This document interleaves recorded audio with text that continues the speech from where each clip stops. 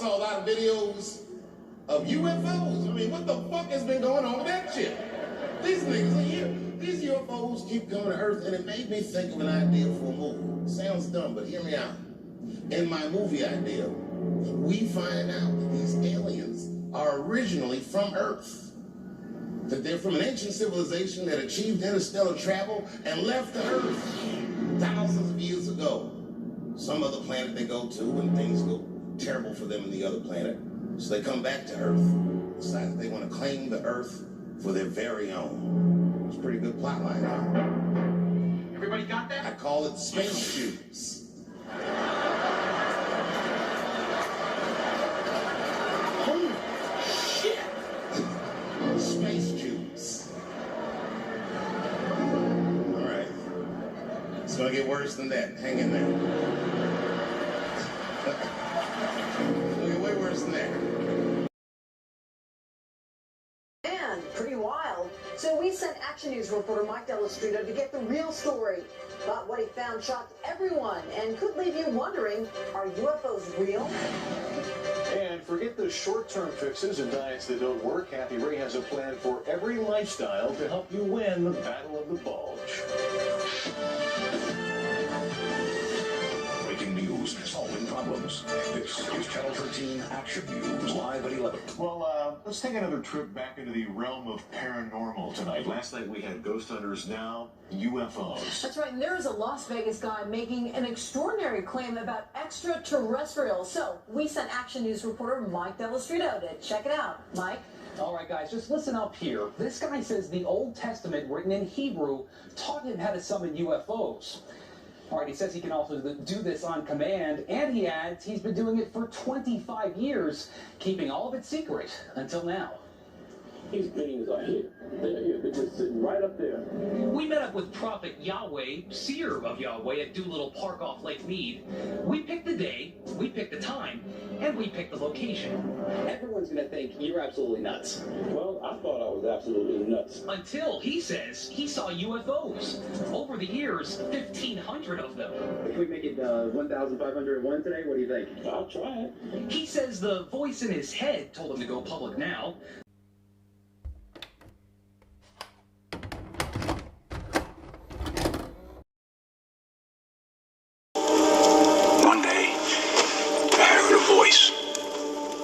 It's hard to explain, but it was like it was coming from inside of me. But I could hear it as clear as I could hear you talking to me now. So we took him up on his offer, and we scanned the skies. Nothing but a few clouds.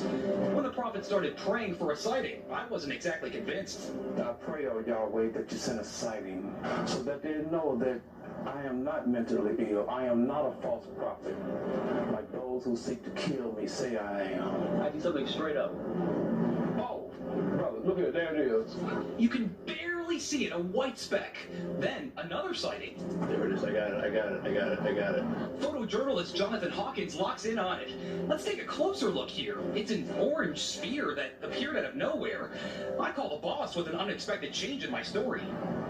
I can see it clear as day. In fact, it's bright. I can't believe this. It's moving pretty fast. It's gone to Nellis Air Force Base.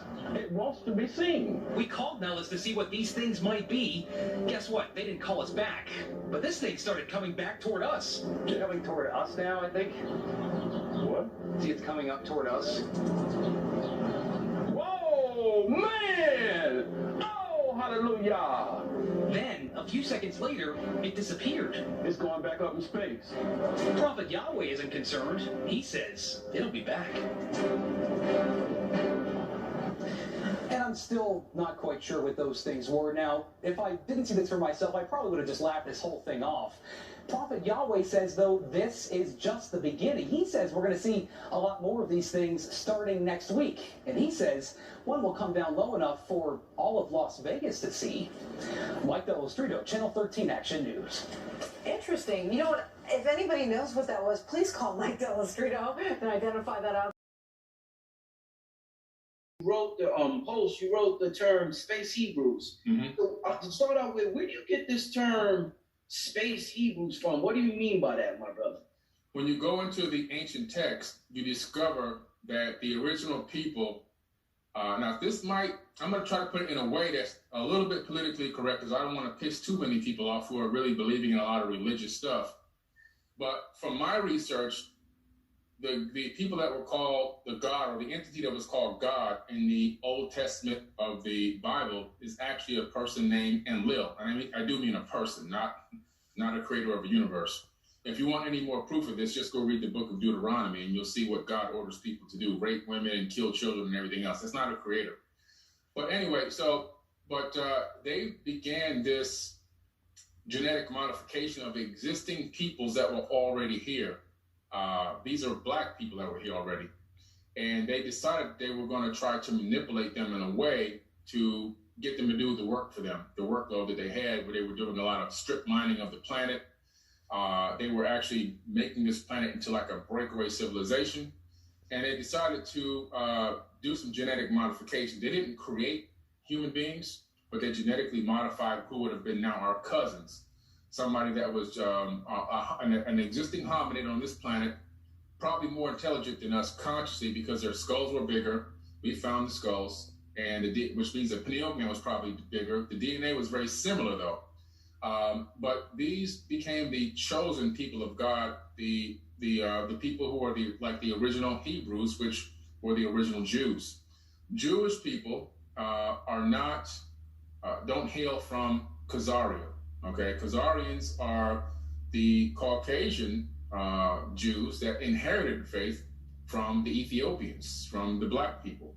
Black people are the original Hebrews, the original Jews, and their ancestors are spread out all over the planet and have been for many thousands of years. Long before slavery even existed, there were already black people on every single corner of this planet.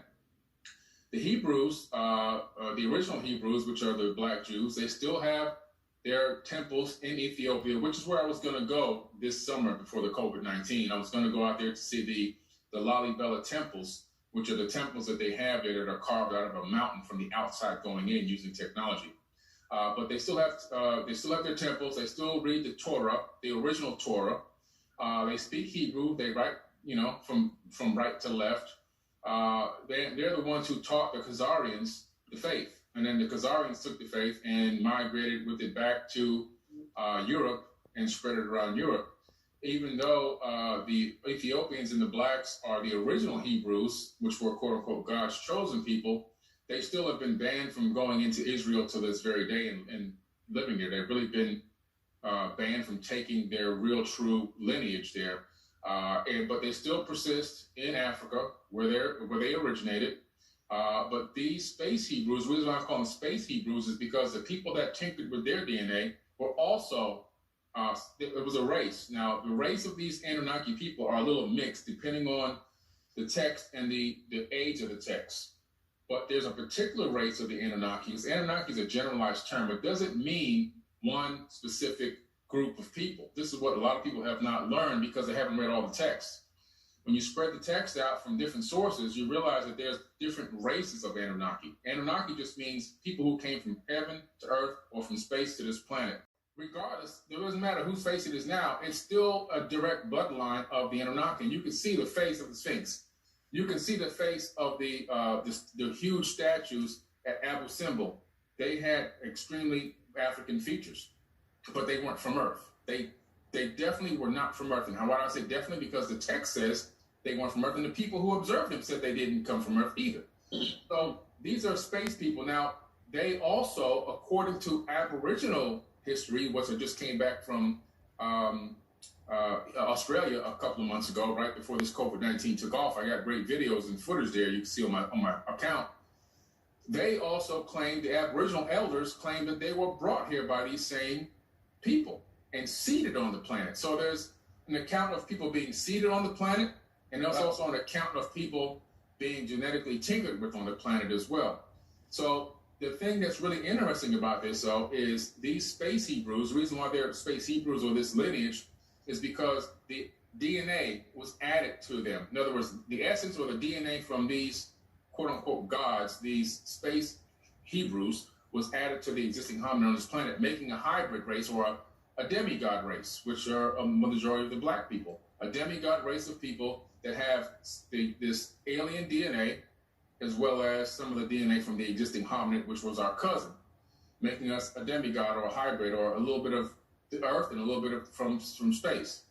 One of the things that's really amazing is when you read the accounts of these beings that came here, the ones that tinkered with the people in Africa, they had spaceships, they had ships that could fly around the planet, they had satellite technology, they had all different types of weapons that were super duper advanced. And I really do believe that after evaluating a lot of that text and then also going into some of the more modern disclosure that's come out from the U.S. military, the reason why I think a lot of the secret about what's going on in space and a lot of these UFOs is being, suppressed is because they don't want you to know that there's probably a lot of black people flying around in these spaceships. That's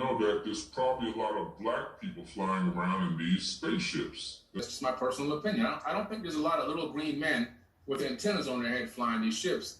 I tend to think that there's a lot of different groups out there, but one of the groups potentially are black people flying these ships. Which is that Yahweh and his angels are superhuman black men who live on other planets and travel around the universe in spaceships.